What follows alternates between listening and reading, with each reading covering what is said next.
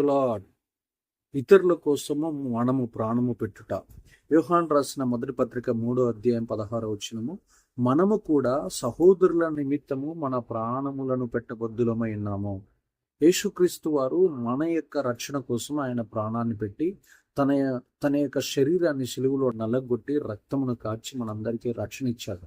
అలాగనే ఇప్పటి తరము ప్రజలు ఎవరైతే దేవుణ్ణి ఎరగని ప్రజలు, దేవుణ్ణి తెలియని ప్రజల కోసం మనము కూడా మన సహోదరుల నిమిత్తము మన ప్రాణములను పెట్టబద్దులమై ఉన్నాం.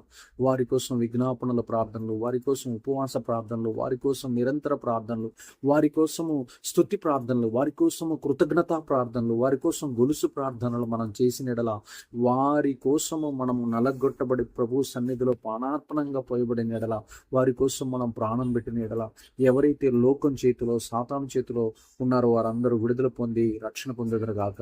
ఆమేన్.